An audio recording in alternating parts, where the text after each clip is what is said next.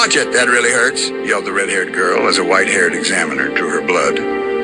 "You're lucky they didn't blow your head off, miss. Now hold still," ordered the examiner as they pulled out a syringe and bandaged her arm. She rubbed her thin fingers across its tiny brown ridges and bit her lip. "If you're an expert, I'm an angel in disguise. Did you really need to be that rough?" the girl said as she sat up and adjusted the cuff cutting into her wrist. "Do you think you can loosen these up a little bit? Like, where am I going to go?" she asked, as she slightly tugged and rattled the railing on her hospital bed. "That's not up to me, little girl.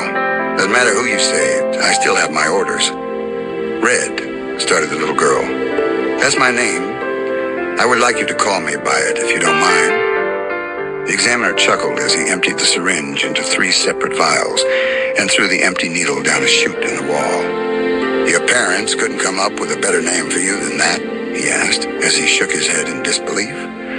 Red's eyes drifted towards her hands as she began to run the nails on her thumb and forefinger together. "I was given a good name," she started as she rubbed her clammy hands against her knees. "But that person's dead now," she said as she looked back up at the confused examiner. "My mother always used to say, if you want to feel different, then you got to change something about yourself. I guess I chose my name." The examiner scratched his neck and shook his head in pity. "Captain Whitewall's gonna want a debriefing of what happened when you two first got here." "I'm sorry, who?" Red asked as she curled her lips and bit down to stop herself from smiling. "Captain Whitewall," replied the examiner as he placed his hand on his hip. "I've already told those 2 guys at the gate what happened. Why do I gotta tell the story again? And sorry to, what was it, Captain Whitewolf, and you sure my name's all that weird?" Red said as she raised her eyebrows and rested her chin between her thumb and forefinger. "He's the soldier you traveled with, Father, so yes, you will have to recount what happened.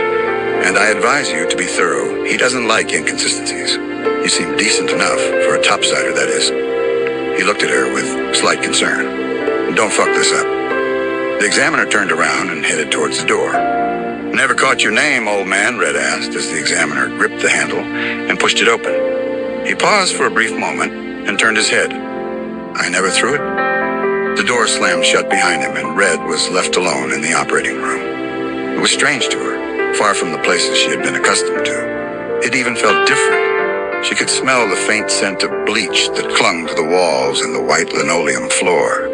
She coughed as the smell mildly irritated her throat, and the sweet savor of sugar water lingered in her tonsils from the IV filled with fluids, steadily drip-feeding into her arm. She stared at the fluorescent lights on the ceiling and the giant fan spinning round and round above her head. She glanced at the strange machines hooked up around the room, and her ears grew accustomed to the beeps and boops that emitted from them. She glanced at the countless pictures and diagrams on the wall, each of them describing different scientific procedures. Some were in-depth and had too many details and unique terms for her to understand, others far too vague and cryptic. She continued to scan her eyes across the numerous images, and a spark of curiosity popped from atop her head as she briefly studied one that piqued her interest. The gravity frame, also known as the G-frame. A gravitational structure that is bonded to the bone mass at the major axes. She continued reading. Sustains normal to moderate activity. Maintenance level, yearly. Side effects.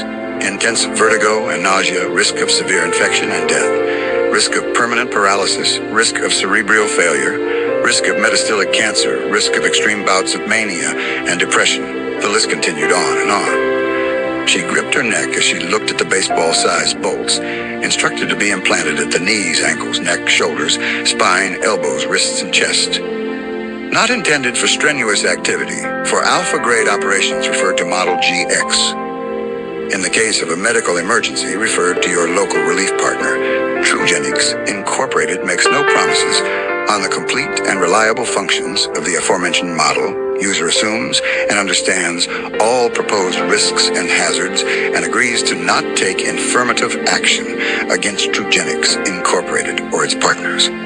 Trugenics, the true leading pharmaceutical company for our brighter tomorrow and the true-natured denizens of the underworld.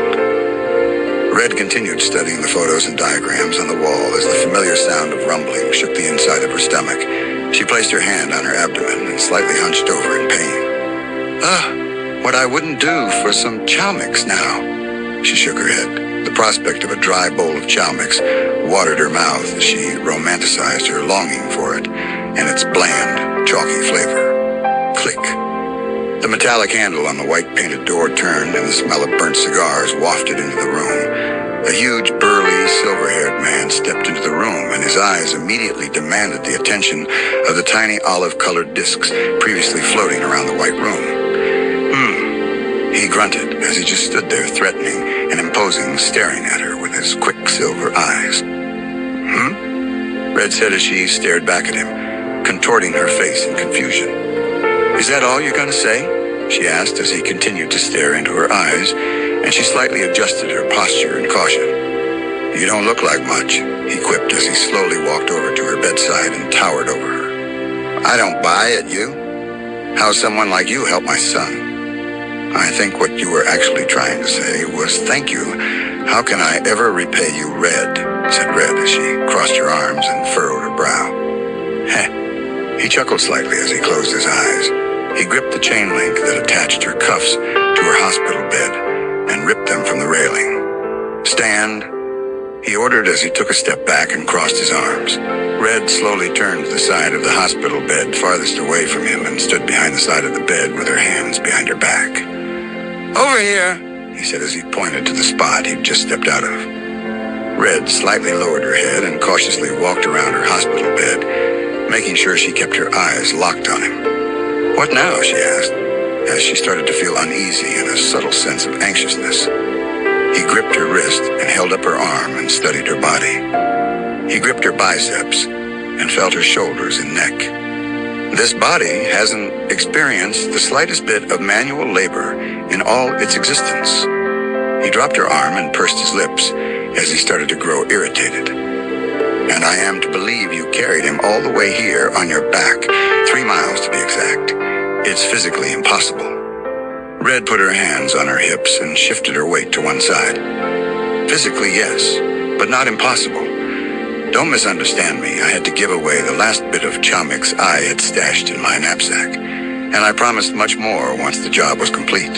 Yes, someone agreed to help, and no, they're not among the living anymore. They freaked out once they noticed they were carrying a 2-soldier. I had to drag him for almost a half-mile. She placed her hand on her lower back and pointed at it. I hope you guys appreciate all I've done. You caused me to injure my poor old back. Captain White Wolf pulled out a long cigar and leaned his back against the sturdy wall behind him as he flicked his lighter and took in a red plume of smoke. He blew the red cloud into her face, and Red waved her hand back and forth in a coughing fit, stumbling back onto the hospital bed. And you did this? All from what? The kindness of your precious little heart? He asked sarcastically. Of course not, Red managed as she continued coughing. And I suppose you want a month's worth of rations? Or an extension to be added to your remaining time? He asked as he took another long pull of his oak-scented cigar.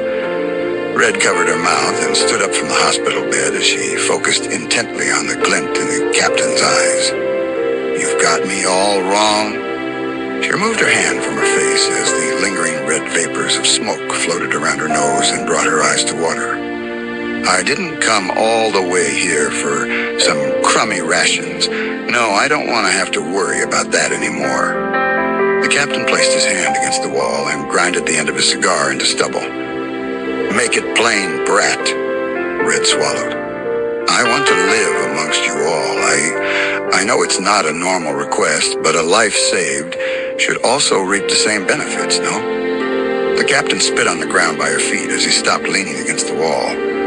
He stood there for a moment as the giant fan above them continued to spin and produce a calming white noise. Please, I don't care if it's the lowest position available. I'll be a maid, an assistant, anything. I'll do anything. I'm begging you, don't send me back to that hellhole. Captain White Wolf sucked on his teeth and tapped his large, weathered hand on her shoulder as he walked towards the door and opened it. Well, what are you waiting for? A solar eclipse? He asked as he paused and cracked his neck from side to side. Red smiled and wiped the front of her dirty clothing as if she were somehow cleaning them in preparation for an important event. jumped off the bed in a hurry and followed behind the captain as he led her down a corridor that held a strong scent of burnt wires. She overheard a couple of men arguing as the captain stopped in front of a sturdy white door to their right. "You soldered the wrong chip, you idiot. This one's got high blood pressure." "Well, how was I supposed to know that? It's the only chip on the table. Blame R&D. They were the ones who placed it there, not me." "Damn it, might as well flag this one too. It would be great if we assembled at least one of these inbounds correctly. Poor fool's gonna wake up with more than a few screws loose. Just tag him and set up the next one. We got like 10 more of these to do. If we keep stopping like this, we'll be here all day. I've got a ticket to the Gladia, and tonight's the semifinals." Captain White Wolf gripped the handle on the door, and as he began to turn it, the men fell silent and focused intently on their duties. "Progress?" rumbled the captain as he stepped into the darkened room. Yes, Captain, we're hammering them out. Won't be too much longer now," said a brown-haired young man with sunken cheekbones and thick black-rimmed glasses. "Good," he said as he gripped Red's shoulder and pushed her into the room. "Give this one the basic kit and notify me when you're done," he said as he slowly turned around to leave. "Damn it," uttered the corporal under his breath. The captain froze dead in his tracks and about-faced. Red took 2 steps back as the captain grimaced and hoisted the man up by his collar. "I didn't hear you, Corporal. Care to repeat that my ears aren't as good as they used to be?" He flexed his wrist and gripped his collar tighter as his nose wrinkled in frustration. "Because for a second there, I could have sworn you said, 'Fuck you, Captain. Kiss my ass.'" The man's eyes grew wide as he shook his hands frantically and looked at the other man and then at Red in panic. "No," he quipped as he pulled him closer. "What the hell are you looking at her for? She just got here." "Private Haynes," the captain called as he continued to glare at the corporal trembling in his grasp. "Yes, Captain," said Haynes as he stood up straight, and a bead of sweat trickled down his nose. White Wolf took his hand and thrust it into the corporal's pockets as if he were searching for something. He pulled out a dark gray card and handed it to Haynes. "For your hard work. Enjoy the match." The corporal looked as if he were about to have a mental breakdown. The captain had just handed over the one thing he'd been looking forward to all month. But Captain, that's mine!" he squealed. The captain dropped him to his feet and struck him in his stomach as the corporal's black-rimmed glasses slid from off his nose and onto the floor. "Not anymore, it ain't," White Wolf said as he kicked the corporal's glasses, looked at Private Haynes, and slightly nodded. "Get back to work." It was the last thing he muttered as the large white door closed shut behind him, and the corporal rubbed his hands on the floor, wheezing and desperately searching for his freshly cracked eyewear. Red stood there in shock if the captain treated his own men like this. How would he treat her? She could see where the armless man got his temper from. "So," said Red as she raised her eyebrows and stared at them both. "You're gonna have to wait your turn, Toppy," said the corporal as he gripped his cracked glasses and placed them on his face. "We've got a shitload of others lined up in front of you. Go on over there and sit your ass down," he said, pointing at a metal fold-up chair sitting in the corner of the room. She looked around the room as she slowly walked over towards the chair. There were about 10 people laying on white-sheeted gurneys around the dimly lit room. "How can you guys see anything in here?" Red asked as she scratched her head and stared at the unconscious bodies sleeping in their white-sheeted beds. They looked so peaceful behind the scars and bruises, the dirt and grime, the smell. In this state, they all held a countenance of hope. Red understood how they felt. She too felt butterflies fluttering throughout her empty stomach. She couldn't believe it. By this time tomorrow, she'd be in her new home. She'd finally sleep in a nice warm bed. She wouldn't have to worry about food anymore. Compared to where she came from, nothing could compare to the horrors she had faced. She didn't think it was going to be all sunshine and rainbows, but she knew whatever obstacles that lie ahead, she could overcome them. She leaned back in the metal chair and folded her arms across her chest as she slowly nodded off to sleep with what was the first genuine smile she had ever made. "It won't be long now," she said as her head slowly dropped to the side and her thoughts drifted away from the physical and towards the realm of fantasies and dreams.